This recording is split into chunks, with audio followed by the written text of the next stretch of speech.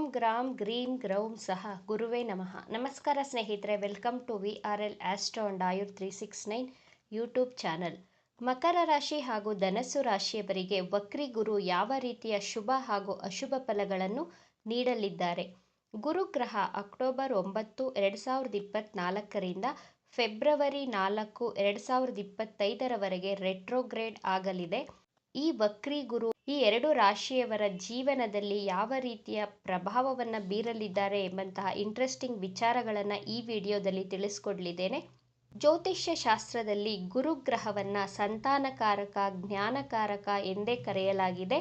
ಮಕರ ರಾಶಿಯವರಿಗೆ ಗುರುಗ್ರಹ ನಿಮ್ಮ ಪಂಚಮ ಭಾವವಾದಂತಹ ವೃಷಭ ರಾಶಿಯಲ್ಲಿ ಅಂದರೆ 5th ಹೌಸಲ್ಲಿ ಸ್ಥಿತವಾಗಿದ್ದಾರೆ.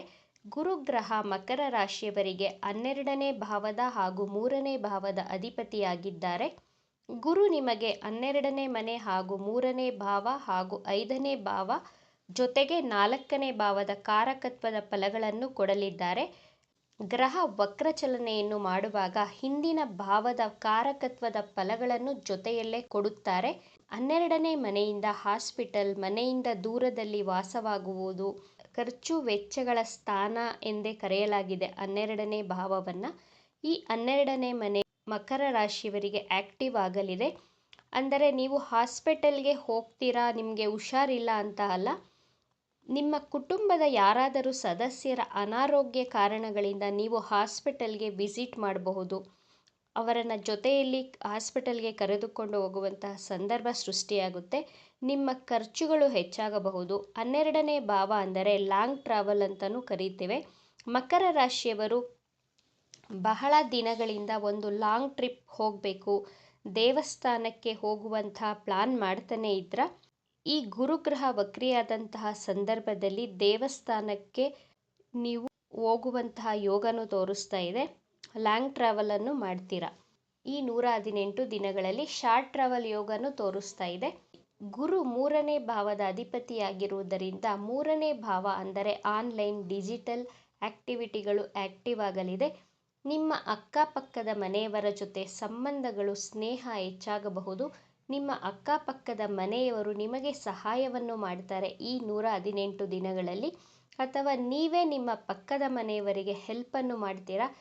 ಟೋಟಲಿ ಸೋಷಿಯಲ್ ಇಂಟ್ರಾಕ್ಷನ್ ಬಹಳ ಚೆನ್ನಾಗಿರಲಿದೆ. ಆನ್ಲೈನ್ ಶಾಪಿಂಗ್ಗಳನ್ನು ಮಾಡ್ತೀರಾ ಈ ಗುರು ವಕ್ರಿಯಾದಂತಹ ಸಂದರ್ಭದಲ್ಲಿ.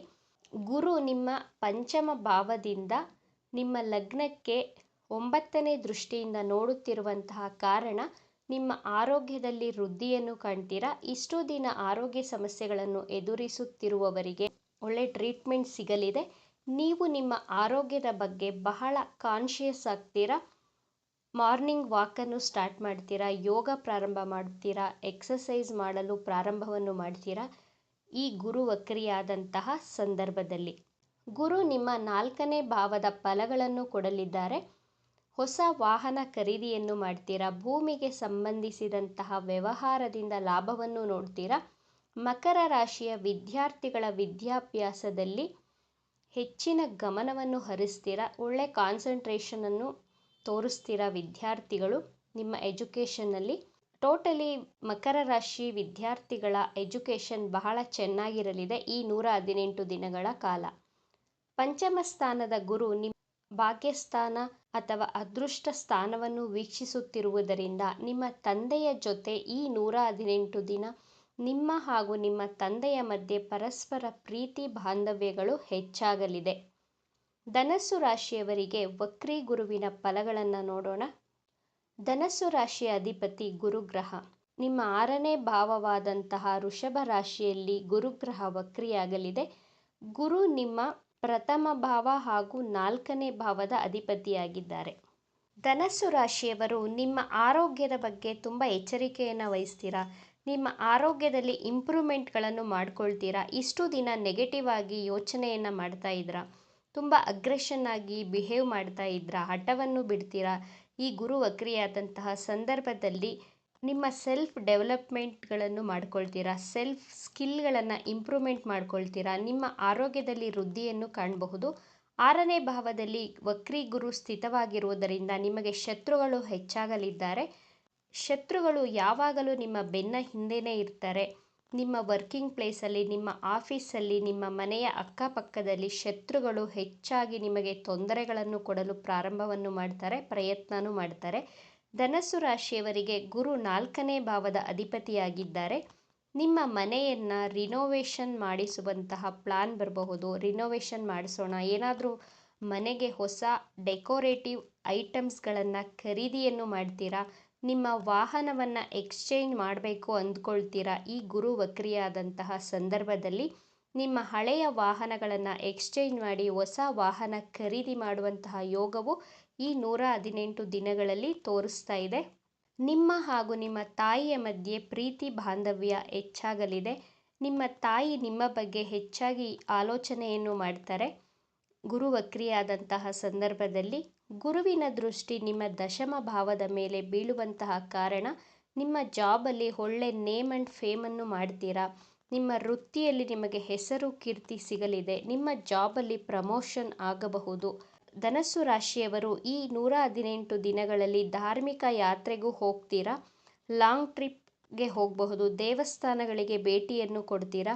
ಗುರು ನಿಮ್ಮ ದ್ವಿತೀಯ ಭಾವವನ್ನು ವೀಕ್ಷಿಸ್ತಾ ಇದ್ದಾರೆ. ಆದ್ದರಿಂದ ಗುರು ನಿಮ್ಮ ಮಾತಿನಲ್ಲಿ ಒಂದು ಮಧುರತೆಯನ್ನು ಕೊಡ್ತಾರೆ. ಸಾಫ್ಟಾಗಿ ಮಾತನಾಡಲು ಪ್ರಾರಂಭವನ್ನು ಮಾಡ್ತೀರಾ. ದ್ವಿತೀಯ ಭಾವ ಅಂದರೆ ಫ್ಯಾಮಿಲಿ, ಕುಟುಂಬ, ಧನಸ್ಥಾನ. ನಿಮ್ಮ ಹಾಗೂ ನಿಮ್ಮ ಕುಟುಂಬದವರ ಮಧ್ಯೆ ಬಾಂಧವ್ಯ ಸುಧಾರಿಸಲಿದೆ. ಪ್ರೀತಿ ಬಾಂಧವ್ಯ ಬಹಳ ಚೆನ್ನಾಗಿರಲಿದೆ. ನಿಮ್ಮ ಬ್ಯಾಂಕ್ ಬ್ಯಾಲೆನ್ಸ್ ಹೆಚ್ಚಾಗಲಿದೆ. ಟೋಟಲಿ ವಕ್ರಿ ಗುರು ಧನಸ್ಸು ರಾಶಿಯವರಿಗೆ ಪಾಸಿಟಿವ್ ರಿಸಲ್ಟ್ಗಳನ್ನೇ ಕೊಡಲಿದ್ದಾರೆ. ಆದರೆ ಶತ್ರುಗಳು ಹೆಚ್ಚಾಗಲಿದ್ದಾರೆ. ನಿಮ್ಮ ಶತ್ರುಗಳ ಬಗ್ಗೆ ಸ್ವಲ್ಪ ಎಚ್ಚರಿಕೆಯಿಂದ ಇರಬೇಕಾಗುತ್ತೆ. ಧನಸ್ಸು ರಾಶಿಯವರು ಯಾವಾಗಲೂ ಕಮೆಂಟ್ ಮಾಡ್ತಾ ಇರ್ತಾರೆ ನನ್ನ ವಿಡಿಯೋಗಳಿಗೆ, ಮೇಡಮ್ ನಮಗೆ ಶತ್ರುಗಳು ಕಾಟ ಜಾಸ್ತಿ ಅಂತ.